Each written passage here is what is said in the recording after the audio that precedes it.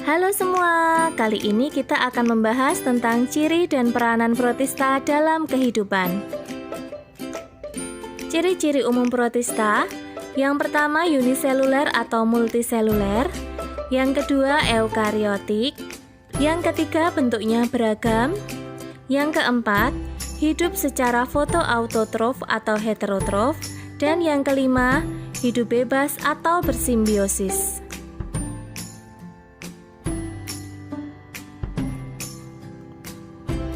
Untuk klasifikasinya, kita akan lihat bersama-sama. Protista dibedakan menjadi 3 jenis, yaitu protista mirip tumbuhan atau alga atau ganggang, protista mirip hewan atau protozoa, dan protista mirip jamur. Nah, kita akan bahas yang pertama ya, yaitu tentang protista mirip tumbuhan. Protista mirip tumbuhan memiliki ciri-ciri eukariotik, fotoautotrof, uniseluler atau multiseluler, belum memiliki akar, batang, dan daun sejati, habitat di air tawar, air laut, dan tempat-tempat lembab. Seperti di gambar ya, contohnya, itu adalah salah satu jenis protista mirip tumbuhan. Selanjutnya, klasifikasi protista mirip tumbuhan dibedakan berdasarkan jenis pigmen dominan yang dimiliki. Ada alga hijau, alga merah, alga coklat, alga keemasan, alga api, diatom, dan euglenophyta. Kita akan bahas yang pertama yaitu alga hijau atau chlorophyta. Kita lihat bersama-sama. Yang pertama, alga hijau atau chlorophyta. Ada beberapa contoh chlorophyta, salah satunya chlorella.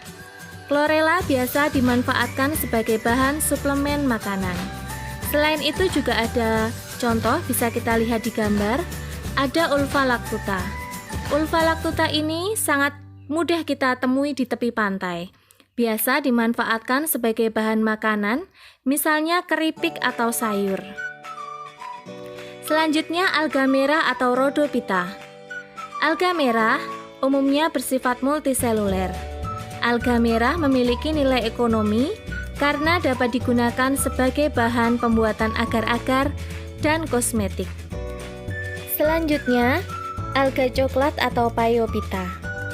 Alga coklat menghasilkan algin yang sangat penting dalam industri farmasi, yaitu untuk bahan pembuatan pil, tablet, salep, dan obat pembersih gigi. Setelah alga coklat, ada alga keemasan atau chrysophyta. Alga keemasan bersifat uniseluler dan ada yang membentuk koloni. Alga keemasan umumnya hidup di air tawar, meskipun ada juga yang hidup di air laut.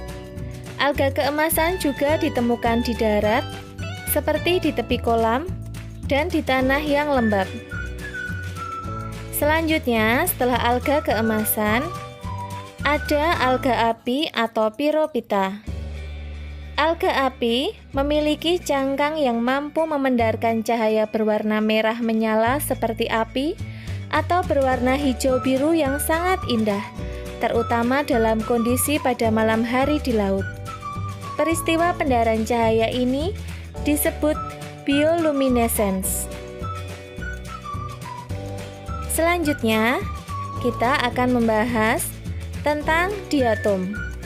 Diatom atau Bacillariophyta merupakan alga uniseluler dan merupakan penyusun fitoplankton baik di perairan tawar maupun lautan. Diatom juga sering ditemukan pada permukaan tanah yang basah. Diatom memiliki bentuk bulat atau ada beberapa juga yang bentuknya runcing. Terakhir di kelompok protista mirip tumbuhan, ada Euglenophyta. Salah satu contohnya adalah Euglena viridis. Euglena viridis bisa ditemukan di air tawar, di dalam tanah, dan di tempat lembab. Demikian pembahasan tentang protista mirip tumbuhan. kita akan lanjut membahas protista mirip hewan atau protozoa.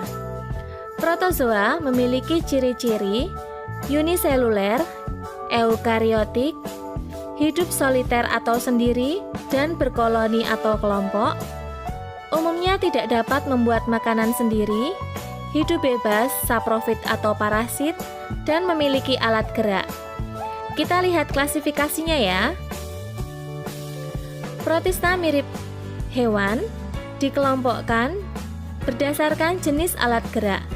Yang pertama ada Rhizopoda atau Sarcodina, yang kedua ada Ciliata atau Ciliopora atau Infusoria, yang ketiga ada Flagellata atau Mastigopora, dan yang keempat ada Sporozoa atau Apicomplexa.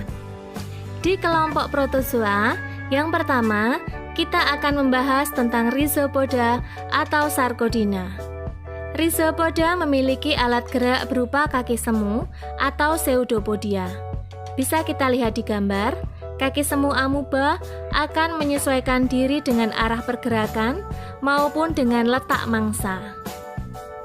Selanjutnya Ciliata atau Ciliopora atau Infusoria. Ciliata memiliki alat gerak berupa bulu getar atau cilia yang terletak di permukaan tubuhnya. Contoh-contoh Ciliata ada Paramecium, Didinum, Stentor, Vorticella, dan Balantidium coli yang hidup di usus besar dan menyebabkan diare. Selanjutnya Flagellata atau Mastigopora. Flagellata memiliki alat gerak berupa bulu cambuk atau flagella. Beberapa contoh dari Flagellata bisa kita lihat ya. Selanjutnya yang terakhir di kelompok protozoa ada Sporozoa atau Apicomplexa. Sporozoa tidak memiliki alat gerak dan hidup sebagai parasit di tubuh manusia maupun tubuh hewan. Contoh-contohnya Plasmodium dan Toxoplasma. Plasmodium adalah penyebab penyakit malaria dan Toxoplasma penyebab toxoplasmosis. Itu tadi pembahasan tentang protozoa. Kita akan beranjak ke pembahasan protista mirip jamur. Protista mirip jamur memiliki ciri-ciri bersifat uniseluler dan multiseluler, eukariotik, menghasilkan spora, bersifat heterotrof sebagai parasit atau saprofit. Protista mirip jamur dibagi menjadi dua kelompok, yaitu jamur air atau Oomycota dan jamur lendir atau Myxomycota.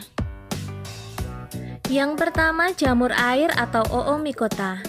Contoh dari Oomycota ada Saprolegnia, yaitu parasit pada ikan dan hewan air.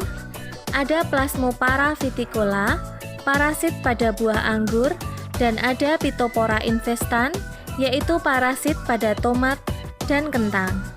Selanjutnya jamur lendir atau Myxomycota. Jamur lendir bersifat seperti lendir karena mempunyai sel-sel bebas yang berbentuk seperti amuba.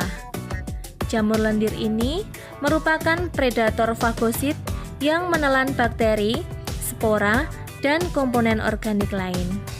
Nah, itu tadi penjelasan tentang protista. Terima kasih, selamat belajar.